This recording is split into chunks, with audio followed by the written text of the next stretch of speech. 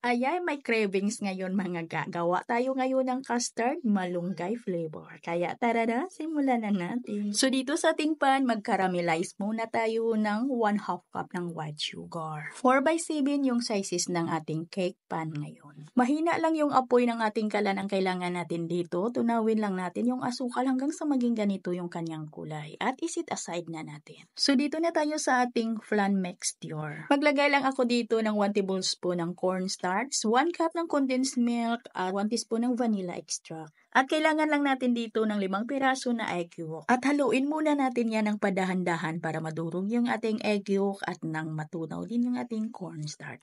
At lagyan lang natin ito ng 1 cup na evaporated milk. At haluin lang natin ito ng padahan-dahan para hindi tayo magkaroon dito ng mga maraming bubble. At para makinis talaga yung ating mixture ay salain natin ito ng mga 3 beses. At pagkatapos ay isali na natin ito sa naka-prepare po natin na pan na may caramelized sugar. At itabi lang muna natin ito dito naman tayo sa ating cake batter mixture. Dito meron tayong 4 na piraso ng egg yolk, 1/3 cup ng white sugar, 1 teaspoon ng vanilla, at half teaspoon ng iodized salt. Haluin para madurog natin yung ating egg yolk at dito maglagay tayo ng half cup ng evaporated milk at half cup na mantika. At nang tuluyan ng natunaw yung ating asukal at asin ay maglagay na tayo ng 1 in 1/2 cups na cake flour. At 1 tablespoon ng baking powder and then haluin ng mabuti hanggang sa kuminis yung ating mixture. At kung mapapansin ninyo mga palangga na masyado lang malapot ang inyong mga mixture ay pwede kayo ditong magdagdag ng tubig o di kaya yung evaporated milk ng kaunti lang. At salain lang natin yung ating mixture para makasigurado tayo na wala yung mga lumps. At mag-add tayo dito ng mga 1/2 tablespoon na malunggay powder. Ayan, ito na yung ating cake batter mixture. Isit aside lang muna natin ito. So dito na tayo sa ating merengue. So dito meron tayong 4 na piraso ng egg whites at mula din ito sa medium na itlog at lagyan ko lang ito ng half teaspoon ng cream of tartar. Kung walang mga cream of tartar ay pwede na gumamit ng dato puti o yung ating white vinegar. At paunti-unti lang yung paglagay natin ng ating asukal mga ga, 1/3 cup yung ating white sugar. Batihin lang natin yung ating egg whites hanggang sa maging ganito yung consistency ng ating egg whites na naging matibay na siya. At ihalo natin ito sa ating cake batter mixture at hatiin lang natin yung ating mirang sa dalawa. Huwag lang natin agad lahat iubos sa paglagay at pagkatapos ay cut and fold lang po natin yan ng padahan-dahan. Sa paghalo talaga natin dito ay padahan-dahan lang.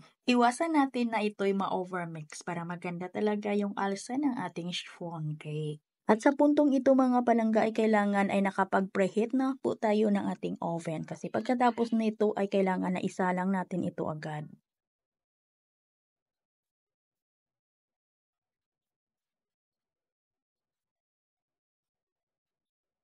At ipatong natin ito sa tray na wala pong butas kasi maglagay tayo dito ng mainit na tubig. At mahina lang yung init ng ating oven yung kailangan natin dito. At lutuin lang natin ito sa may preheated 160 degrees Celsius sa loob ng 1 oras.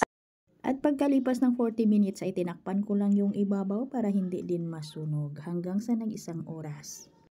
At kailangan na ito'y palamigin muna natin bago natin i-release dito sa kanyang molder. Ayan mga gasakto lang yung tamis ng ating pinaka-best, yung ating cake. Kasi nagbawas tayo dito ng sugar kasi may flan mixture din tayo na matamis dito sa ibabaw. Kaya ang sarap po mga ga. At hanggang dito lang po yung ating video. Bye-bye!